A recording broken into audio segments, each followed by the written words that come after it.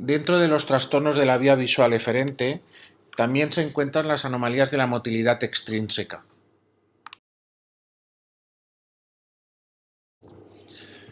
Es importante conocer qué músculos son inervados por cada uno de los nervios que se encargan de la motilidad ocular. El tercer nervio se encarga de inervar el músculo recto medio, el recto superior, el recto inferior, el oblicuo inferior y el elevador del párpado superior. El cuarto nervio inerva el músculo oblicuo superior y el sexto nervio inerva el músculo recto lateral. Asimismo, es importante conocer el campo de acción y el movimiento que realiza cada uno de los músculos, bien de forma conjugada o bien de fórmula aislada. Empezaremos con los trastornos de motilidad ocular, con las parálisis del tercer nervio. Es importante tener en cuenta en esta situación que la parálisis puede ser completa o incompleta, y es muy importante también determinar si hay afectación pupilar o no, dado que ello nos está indicando si hay un grado de afectación intrínseca del nervio, en la cual no veríamos alteraciones pupilares, o bien afectación extrínseca, dado que las fibras pupilares van por la parte más externa del nervio. Otro tema importante a tener en cuenta es el hecho de si existe o no signos de regeneración aberrante, y el cuarto a tener en cuenta es la edad del paciente. Por encima de los 50-55 años son probablemente más frecuentes las formas microvasculares. Por debajo de esa edad, probablemente, y si hay afectación pupilar sobre todo, son mucho más frecuentes otro tipo de patología como compresiones extrínsecas. En esta imagen apreciamos el trastorno de motilidad que tiene una persona que tiene parálisis de tercer nervio, en este caso izquierdo. Vemos que tiene una ptosis, no eleva, no deprime, no abduce hacia adentro ese ojo, y en cambio sí que persiste el movimiento hacia la abducción o movimiento lateral.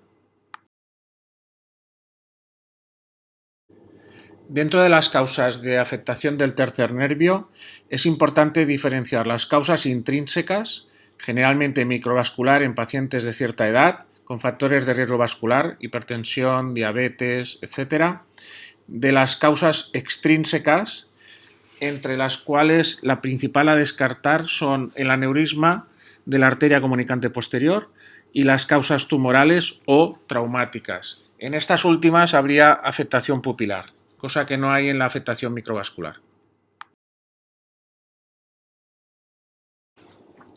En los niños es muy poco frecuente la afectación del tercer nervio por causa aneurismática. Suele ser más frecuente por compresiones extrínsecas, como podemos ver en las dos fotos de la derecha, o por migraña oftalmoplégica, como podemos ver en la izquierda. Son muy raros los aneurismas por debajo de los 10-12 años.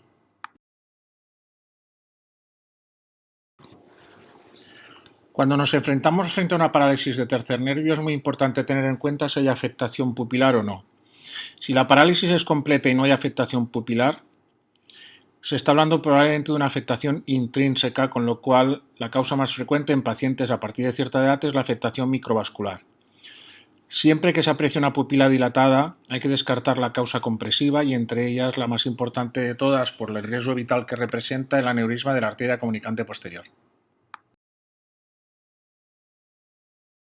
En esta imagen podemos apreciar la diferencia entre compresión extrínseca por un aneurisma, como veríamos en la imagen de la izquierda, o afectación microvascular por lesión de los vasos vasorum, como veríamos en la imagen de la derecha, teniendo en cuenta que las fibras pupilares circulan por la parte externa del nervio.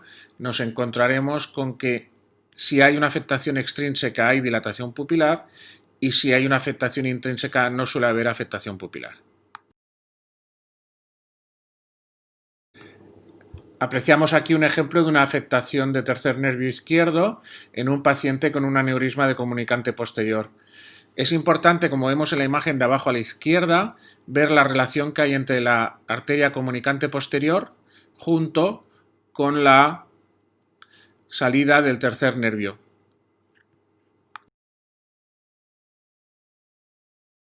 Respecto al estudio a realizar, es importante descartar siempre una buena historia clínica, si hay antecedentes de factores de riesgo vascular, traumatismos, procesos infecciosos o antecedentes de migraña, un estudio con valoración de tensión arterial, analítica incluyendo glucemia, hemograma y VSG, para descartar también en ocasiones arteritis de Horton. Si el paciente tiene entre 20 y 50 años, es primordial realizar siempre una neuroimagen, una resonancia, pero si esta es normal, hay que descartar causas inflamatorias o infecciosas. Si hay afectación pupilar o motilidad ocular o la afectación de la motilidad ocular extrínseca es incompleta, se debe obtener neuroimagen de manera emergente, bien sea con angiotac o angio-RMN. Si hay anomalías pupilares como síndrome de Horner asociado o bien signos de regeneración aberrante que se produce cuando hay una compresión crónica, hay que valorar si hay una afectación paraselar.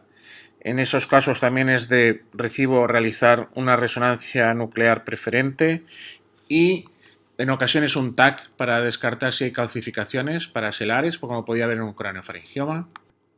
Y si hay signos de hemorragia subaracnoidea, puede ser necesario obtener un TAC para ver si hay sangre en los espacios ventriculares o, sobre todo, también asociado con un angiotac para descartar la causa de sangrado que no sea un aneurisma de comunicante posterior.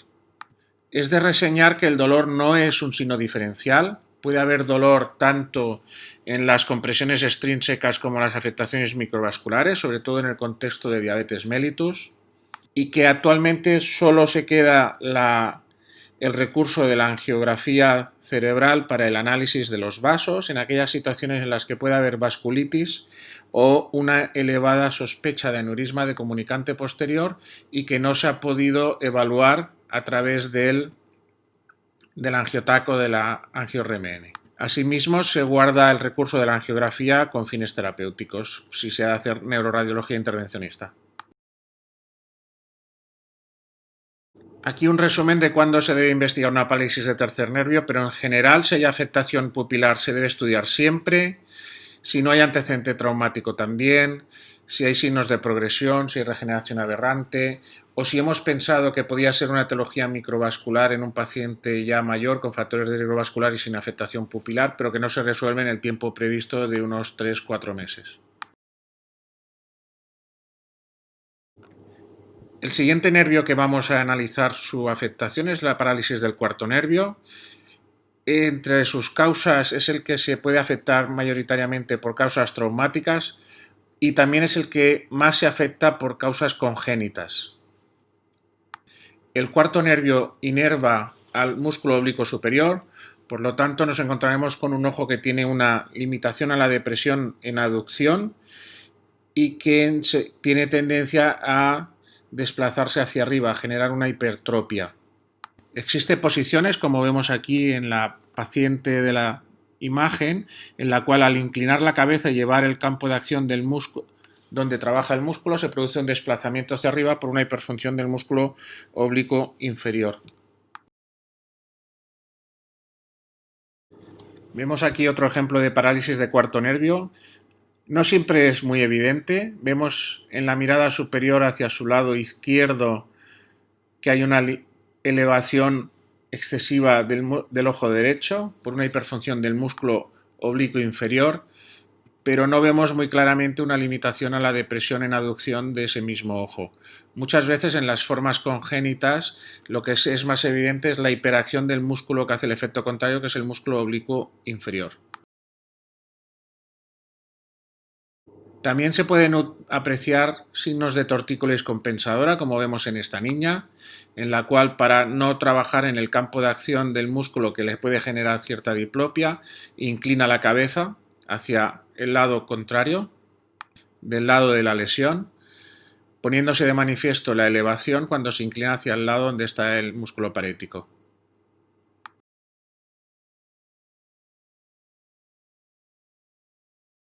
Dentro del estudio de la parálisis de cuarto nervio es importante descartar las causas adquiridas de las causas congénitas. Dentro de las causas congénitas generalmente podemos pedir fotos antiguas en las cuales vemos que el paciente siempre está inclinando la cabeza hacia el mismo lado, es decir, desarrolla una tortícolis compensadora.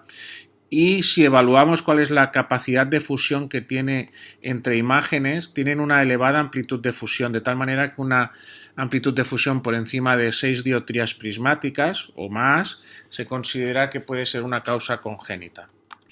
A veces estas causas congénitas no se ponen de manifiesto hasta que el paciente pierde esa capacidad de fusión vertical, que a veces en ocasiones puede ser tranquilamente por encima de los 35, 40, 45 años. Si tiene muy poca amplitud de fusión vertical, pensamos que puede ser una causa adquirida. Hay que descartar antecedentes traumáticos, pero también descartar factores de riesgo vascular, sobre todo hipertensión arterial y diabetes. Y si es aislada y no muestra progresión, generalmente no hay que hacer estudio, pero si hay progresión o aparecen otros signos neurológicos o no hay resolución en un tiempo previsto, especialmente en los microvasculares, hay de obtener neuroimagen, básicamente una resonancia cerebral. El tercer nervio que vamos a valorar es la parálisis del sexto nervio. Dentro de las causas podemos diferenciar básicamente tres grupos. Por debajo de 15 años puede ser generalmente o causa postviral o lesiones tumorales, aunque también se ha visto en situaciones idiopáticas. Entre 15 y 40 años es un grupo muy heterogéneo, desde procesos infecciosos, procesos tumorales o lesiones desmielinizantes. Y por encima de los 40-45 años, la causa más frecuente suele ser la vasculopática, aunque tampoco hay que descartar causas en las que se produce hipertensión intracraneal, en la cual se produce una compresión del sexto nervio en el canal de Dorelo. Y dentro de las causas de hipertensión intracraneal tenemos desde procesos expansivos, hipertensión intracraneal idiopática, hematomas, etc. Aquí vemos una paciente con una parálisis de sexto nervio izquierdo, en la cual se produce una parálisis en el movimiento del recto lateral izquierdo, que vemos que no es capaz de producir una mirada hacia su lado izquierdo. En dicho ojo se produce una limitación a la abducción. Dentro de los estudios a realizar, aparte de realizar una correcta historia clínica, hay que descartar siempre la existencia o no de papiledema, porque ya hemos dicho que es un nervio que puede afectarse en situaciones de hipertensión intracraneal. Si es bilateral sin antecedente traumático, probablemente sea por causa de hipertensión intracraneal, hay que obtener neuroimagen. Generalmente de urgencia es un TAC craneal, pero si es posible también después una resonancia. Si es unilateral, ya hemos visto que por debajo de 15 años puede ser o bien un proceso benigno o bien un proceso expansivo, pero se debe realizar neuroimagen. Entre 15 y 40 años siempre neuroimagen, y si es negativa descartar los otros procesos inflamatorios infecciosos que decíamos.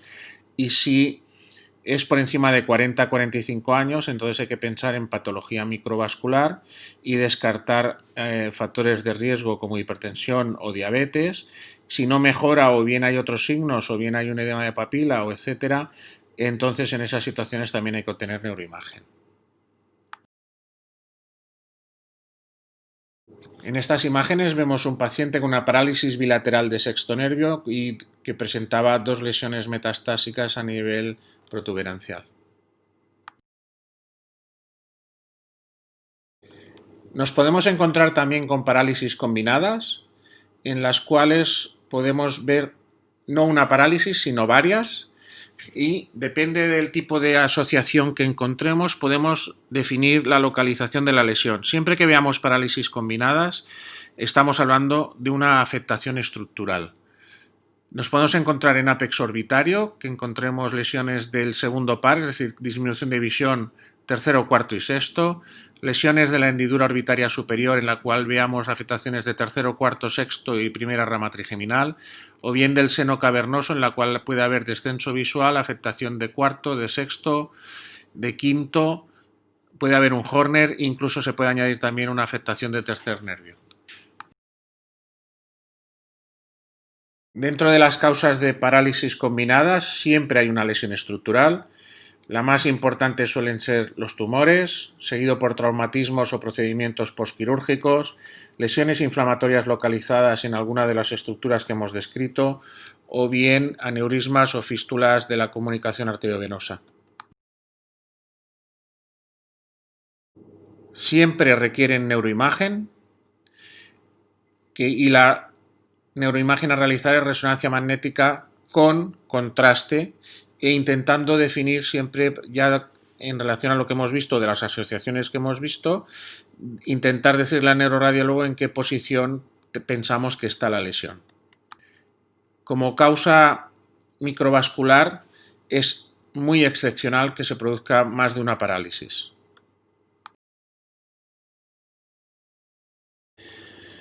Existen otros trastornos que, sin ser parálisis oculomotoras, también generan trastornos de motilidad ocular y evidentemente diplopia.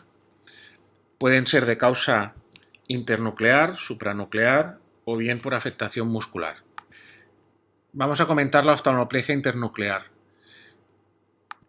El núcleo del sexto nervio es el que inicia el movimiento de la mirada conjugada hacia un lado o hacia otro y establece una conexión con el núcleo del tercer nervio para movilizar de manera simultánea el recto lateral de un ojo y el recto medio del otro, con lo cual movemos hacia un lado o hacia otro. Cuando se produce una lesión en esa comunicación internuclear, se produce lo que se llama la oftalmoplegia internuclear, en la cual el recto lateral sí se mueve, pero el recto medio del otro ojo no acompaña. Se presenta además una limitación de esa aducción del ojo afecto, se produce un nistagmus de rebote en el que sí se mueve y hay una persistencia del movimiento de ese recto medio en movimiento de convergencia, es decir, limitación a la aducción del ojo, pero mantenimiento del movimiento en la convergencia ocular.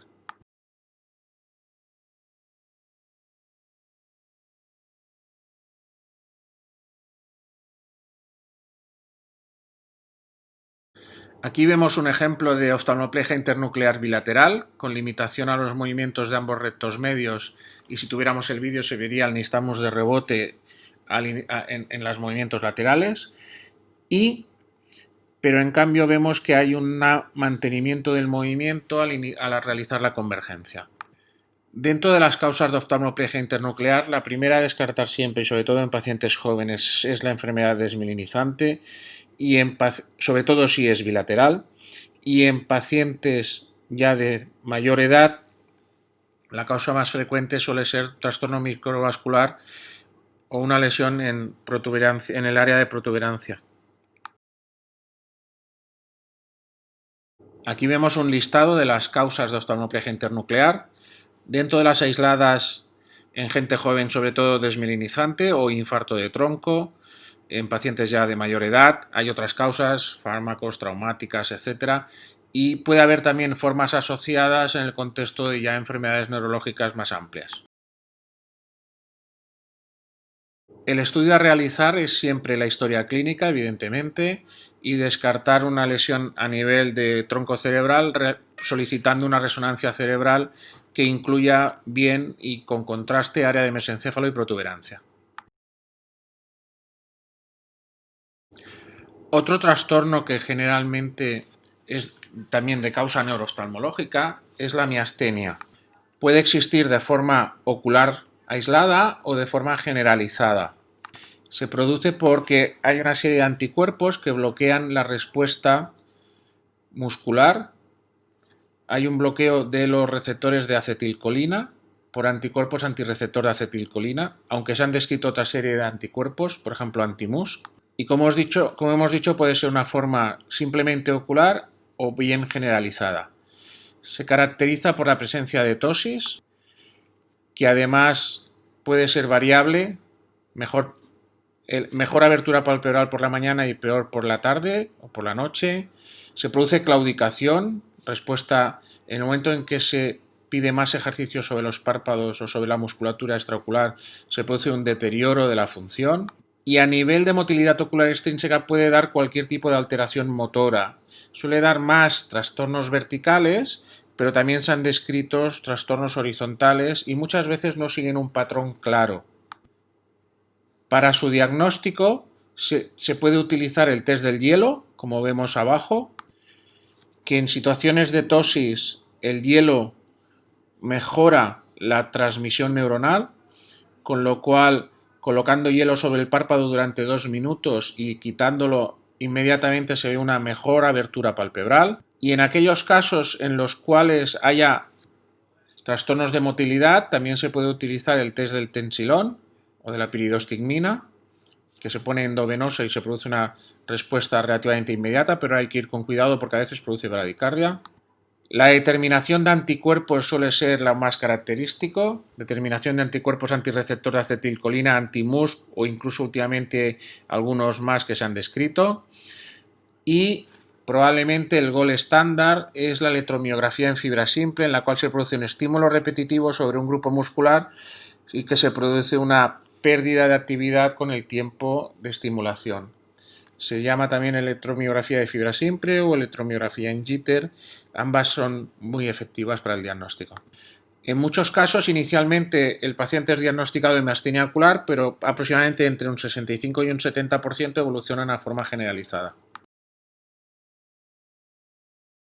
Aquí vemos un ejemplo de miastenia ocular en la cual vemos la tosis, el trastorno de motilidad no sigue un patrón claro, que es muchas veces característico. Hay que pensar también en miastenia en aquellos pacientes que vienen con un trastorno de motilidad determinado y que en la siguiente exploración no se parece en nada, es decir, con una gran variabilidad en la motilidad ocular. Finalmente, una serie de conceptos importantes en un paciente que viene por diplopia o visión doble. La primera es que la diplopia monocular no es un síntoma, es un síntoma ocular, no es neurológico, por lo tanto hay que descartar siempre opacidades de medios, bien sea corneales, bien sea a nivel de cristalino o bien trastornos a nivel de la estructura retiniana. Y dentro de los pacientes que refieren diplopia y que pensamos que tiene una parálisis oculomotora, es muy importante el tener presente si esa parálisis es aislada o no, si está dentro de la edad del rango de factores de riesgo vascular, si la presentación es típica o no, y en pacientes con parálisis de tercer nervio si hay o no hay dilatación pupilar. Insistiendo en las situaciones de diplopia, recordar que en esta lista están más o menos aquellas situaciones en las cuales es un signo de alarma en pacientes con diplopia. Básicamente el paciente joven, el tercero con dilatación pupilar, la parálisis que progresa, la que no se resuelve, cualquier parálisis en un antecedente neoplásico o aquellas que son combinadas, porque casi todos suelen tener afectación estructural. Y no me cansaré de incidir en la importancia de la parálisis del tercer nervio con dilatación pupilar por la especial afectación de un aneurisma de comunicante posterior, el riesgo de sangrado con el riesgo vital de cara al paciente. Muchas gracias. Os adjunto un par de referencias bibliográficas que podéis consultar a través de Internet.